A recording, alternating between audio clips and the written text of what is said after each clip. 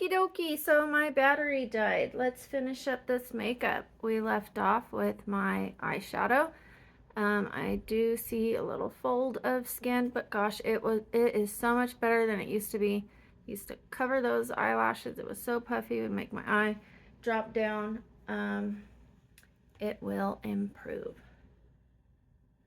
Okay, some days are better than others. Okay, so I've done my eyeshadow. If I want to, I could make it darker. I'm just going for subtle. I'm gonna do my eyeliner with this dark brown eyeshadow and this brush.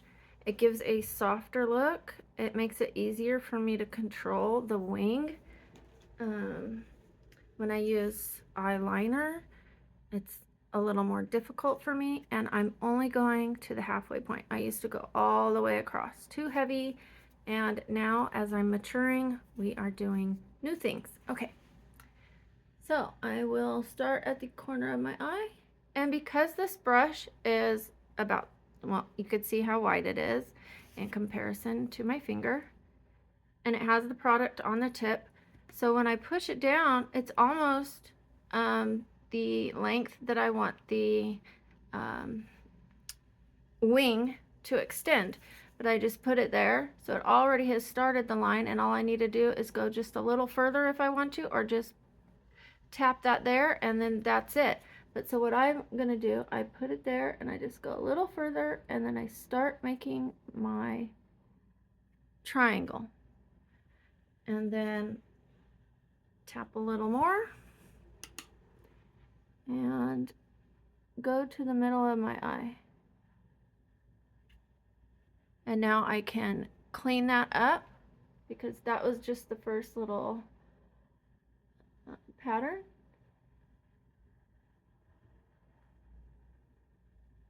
And there she is.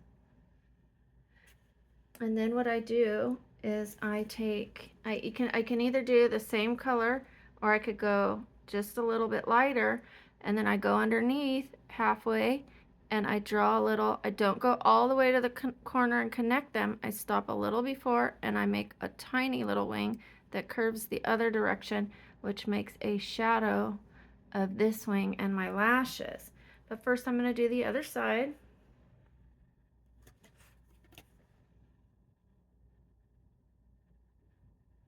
So again, there's that line.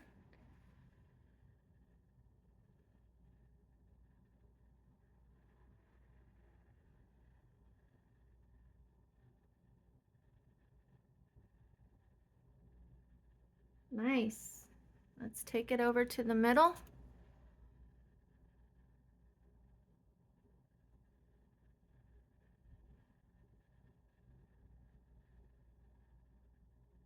She's done.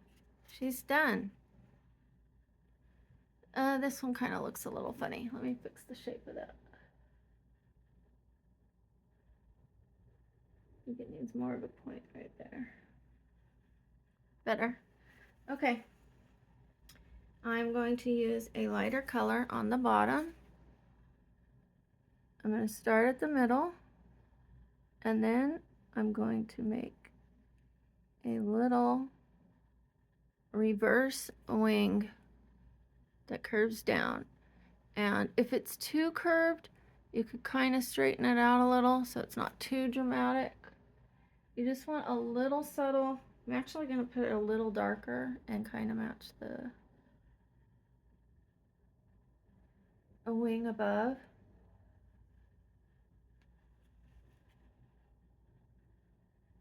And if I see little holes in the eyeliner, I just fill it in. I think it's my eyelashes. Okay. So now I have an upper and a lower, and I can always clean these up. It makes it so easy, and once I put the mascara on, it looks more natural. Of course, it doesn't look natural. You could tell I'm wearing makeup. I don't mean that. It's less harsh. So here's this one is a little smaller than the other side, doesn't extend as much, so we will give her a little more length. There she is. She's noticeable. I might still need to do a little more with that wing there. There, she's got a little more. You see the bottom one?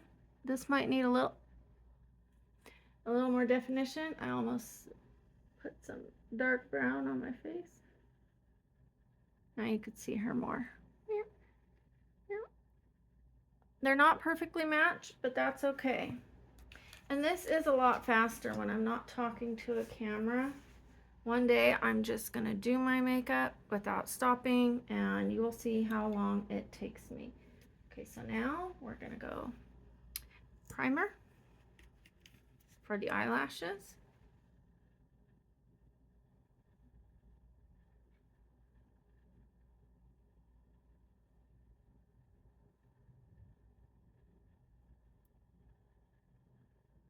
I like to go straight up, and then I start going like this, and then I start rolling the brush to get the product that is all the way around the brush instead of just one side.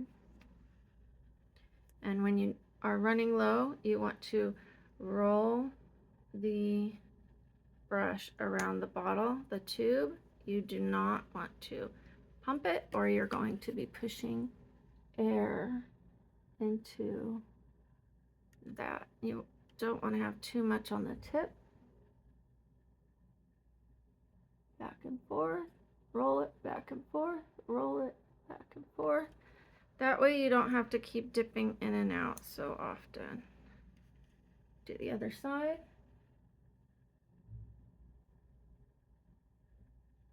Yesterday I said that I believe this is Maybelline. It says voluminous primer. It does not say the name. It might say it on the bottom. That is way too tiny for me to read, probably even with glasses.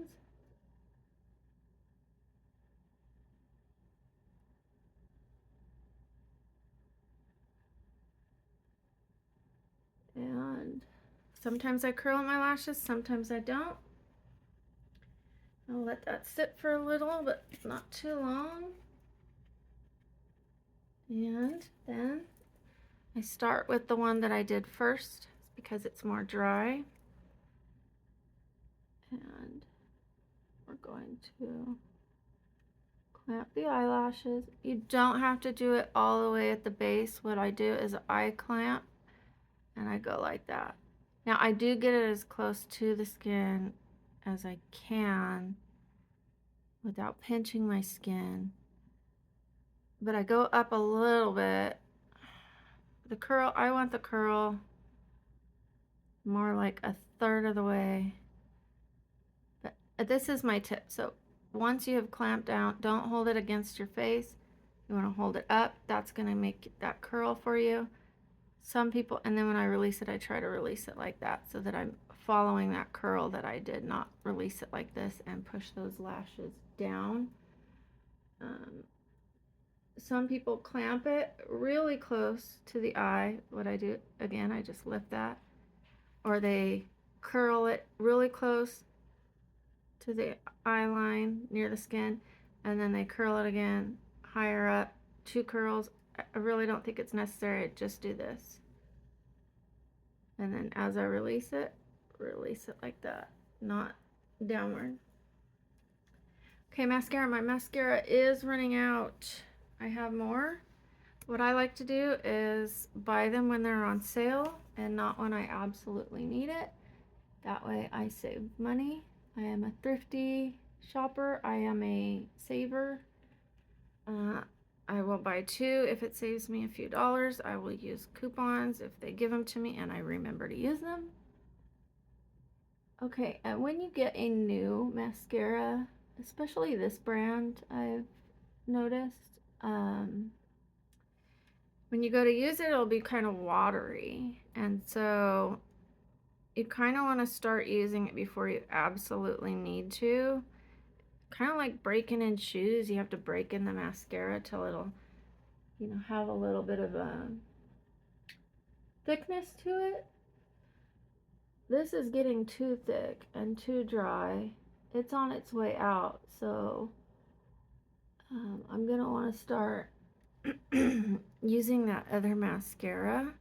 What I can do is I can apply a first thin coat, and then I can go over that thin coat with this one, so that I've had a thin coat and a thick coat, but I'm starting to use that thin one and breaking it in versus having to leave the house with really thin lashes and trying to build it up for 20 minutes.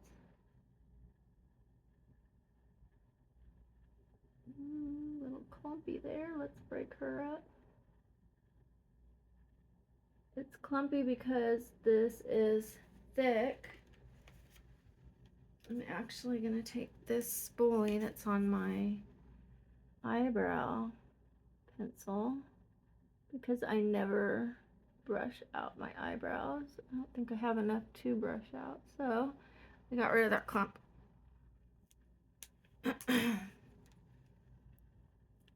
I am not sure if I want to put on false eyelashes. I hardly ever wear them.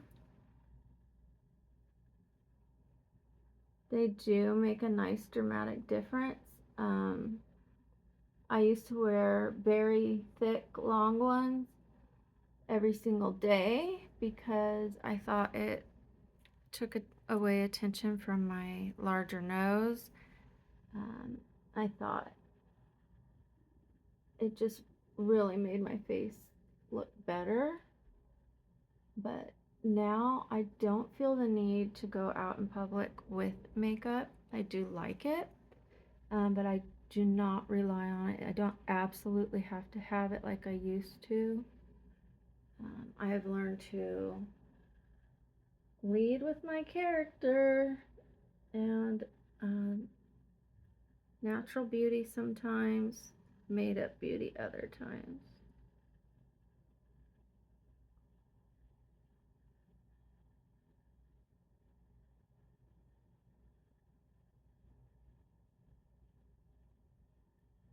Okay, now look at those lashes.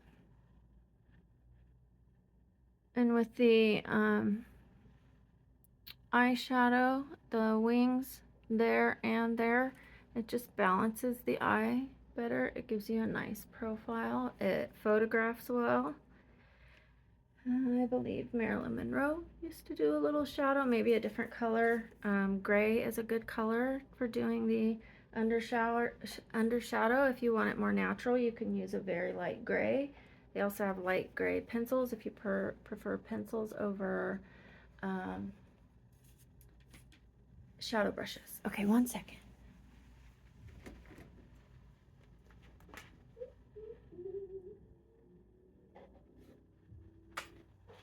Need my lip liner, and I need to wipe this mascara off my finger.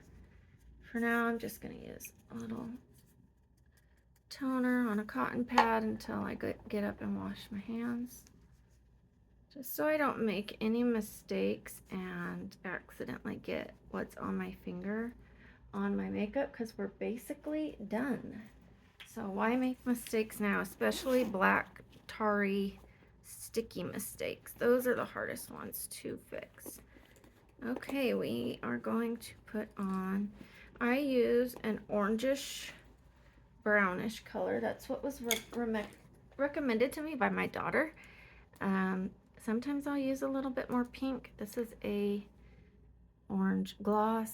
This is a orangey brown lip liner, a little darker than the gloss. I probably should use my pencil. And then I do go under my lip line. I do have a little white loss of pigment there, so I like to fill that in with the pencil. So I will overline right in the middle, not so much on the sides, just the middle here and just the middle here.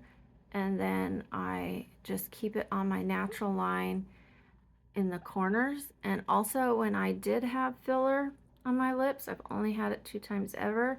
This last time I only had it in the top and not the bottom. But when I get the filler, I ask her to keep it between here and here. I do not want it to be puffy over here I just want the filler in the 2/3 there. It makes it look better. And do not I'm sorry, I'm not going to tell you what to do. For me, I don't want to overfill. This might be a little overfilled, but what it does from my profile is it brings the lips out to the same distance. This top lip before used to sit back a lot, and this one was out more, and it just looked very awkward. So even though you can tell I have a little filler in the top, it looks better to me than the one lip sitting so far back and it was so small. So it will mellow out. It might have been too much. She didn't put any in the bottom. You can kind of tell the difference. Maybe she should have put a tiny bit here and a little less there. But my main question to her and what I had asked of her was to bring this top lip out to where they both sat at the same profile. Eventually I will share pictures of what I mean.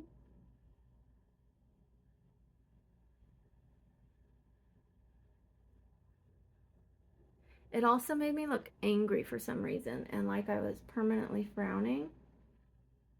Just when I had, like, there's resting BITC, you know what, face. Yes, I know I didn't finish the spelling. It's almost like not saying it. If you spell it, you said it. So anyways, I had like a resting frown face because I had these that go downward, and then the lip was so small and sat back, so it looked like I was like really frowning. So I overlined here to here, the same place I get it filled, and then I will apply the gloss, and then I remove some of it so it's not too sticky glossy. Sometimes I just go and I get a Starbucks and I let the cup remove some of it.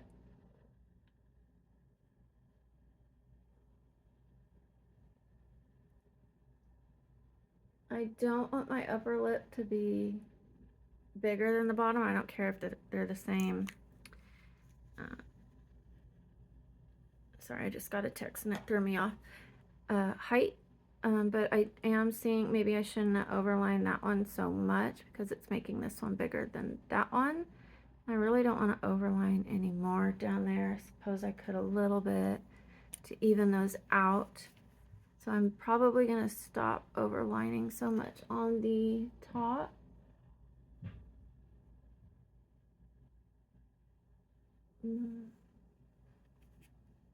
Better. Okay. Well, yesterday I washed, curled, styled my hair. And as I said, I don't wash it every day. I did not sweat at the gym when I walked 2 miles very slowly. I'm just going to go to the pharmacy today and I'm going to walk at the gym again. So my hair is ready, set to go. I already brushed it. That's it. I might fix the clip a little bit to make sure the hair does not fall out, and does not have to be perfect. Sometimes I clip it back so that the hair doesn't get in my face at the gym. But that's it. I'm ready to rock and roll, ready to go for the day. And if you saw me in the video where it started from and where I'm at now, that bruising looks a lot better. You can obviously see the divots, but the black bruise is, you know, it looks better. On camera it shows up a lot more than it does in person, but that's part of the healing process with having a nose job. And at least my nose looks a lot better. So now I'm gonna choose a perfume, which is something that I never bought myself. I never bought myself perfumes. I would buy maybe one body spray and I would use that. Like I said, I did not buy myself a lot of things. I would never get my nails done. Now I have a little bit of gel, French tip, you know, kind of modest, classy. These are my own nails. Just get a little bit of gel and it lasts over a month because when it grows out, you really can't tell. Got long fingers. But let me take you to the amount of perfume I now have. And I get it at Marshall's. Very affordable. $12.99, $14.99. Here is my perfume little rack. I do still have body sprays down here. Can we see them? These ones are more of a natural one. Don't have too many chemicals. It's called Good Chemistry. Let me take it out. This one is called Queen Bee. And because I'm Brooke, I like anything that is bee related. The letter or bees. Little honeybees. Okay, so yeah, so when you wear this, you're not going to be causing headaches for other people and offending them. And look, see in this lighting, you can see the white shadow that I put, and that's where I was sitting over there. You really couldn't see the contour that I put on my nose. It just adds a little more definition. Like when I look straight forward, you could see it. So that'll photograph well. Not that I have a photo shoot, but just in case. Just letting you know that just a little bit of contour, a little bit of contour well blended will make a difference in photos. And I'm still learning contour because I could never contour my nose before. This might be my favorite right now, Sand and Fog Pistachio Dream. So I get the most compliments when I wear this. It's very soft and subtle, but also strong enough. It has a roller instead of a spray. I will put it behind my ears and on my wrists, sometimes under my or in between my chest, because that area stays warm, and even maybe on my thighs, not down, you know, where it might affect my pH, but a little more like where the thighs would kind of rub together if you have thighs that rub together. And it just makes me feel good. Yeah, but definitely not in your panty area. You do not want that. So this is what I'm going to wear today. I've been in places where I was standing in a line and the person behind me was not even that close to me. And they were like, "What are you wearing? Oh my God, it smells delicious." And delicious is a good compliment. See, it's pistachio, so it smells kind of edible. So you get the comment of delicious instead of that smells pretty. Pretty's good, but delicious is better. Sorry, I am shaking the camera trying to rub this in. I am new to making content. Another one of my favorites is whipped vanilla. Again, that's gonna smell delicious. It is not very like musky vanilla. And vanilla is one of those perfumes apparently that apparently in studies that men are drawn to vanilla. But what makes this a little more sweeter and smell a little more lighter is the fact that it has whipped almond and vanilla cream and some kind of wood. It's just so lovely. Look at this, $14.99. Yes, I left the sticker on there. And I got 2 of them because I don't know if it's ever going to come back. In a store like Marshall's, you get what you get. Sometimes that product does not come back. Sometimes it is always there. Excuse the mess in my room that you guys are seeing behind me. So yes, I have 2 of those. I have 2 Sand and Fogs, and I have 2 different scents of this Element Edition. So this is She Said Yes. You can see it's almost gone. Get $14.99. So a lot of my perfumes are $14.99, $12.99. Here's another Vanilla Musk. So this one's a little less sweet. $14.99. Another Sand and Fog, Violet Sandalwood. So that is not one that's like a food smell, not vanilla, not pistachio. $14.99. We're seeing a theme here. Bejeweled Belle. I'm happy to show these off because I did not own one perfume before. And can anyone guess how much this is? Can we guess? $14.99. All right, I do have more, but I'm gonna just show one more and then I'll let you guys go. Whipped apricot. That's another edible smell. $12.99. I I am not materialistic. I do not have a lot of clothes. I do not have a lot of shoes. I do not have name brand stuff. I might have one name brand purse that was a gift. I do have one name brand purse, DKNY. And the rest I get like at Ross, the thrift store, and I don't have many of them. I buy what I need, and occasionally I buy what I want. And I change the subject a lot, but I'm really noticing on camera I have two crooked teeth and one sits up higher, and it looks funny when I talk. To me, it's just who I am today. I'm looking into Invisalign. I have straight teeth on the top, and they're pretty straight on the bottom, except the four that are crowded right here. One is like dropping forward, and the other one is like pushed back. So I'm going to be getting, or hoping to get, Invisalign. I want to look into it and make sure it is the right thing for me instead of braces again. It could be a quick process with Invisalign. I'm already reached out to them to look into it, so hopefully I will not have this one tooth that keeps popping up that makes it look like I have something in my mouth. You know, I feel really confident, but then on camera I notice that. But anyways, this is me at 47. Yes, like my eye makeup is still dramatic. It's not as dramatic as I used to do, trying to hide my nose. It's very easy makeup. It's picking up a lot on camera, but it's not too much. And it blends in from day to night. You could always add a little bit more eyeshadow, and that will take it from day to night. All right, everybody, I'm Brooke, and this is Babylon Brooke, the channel.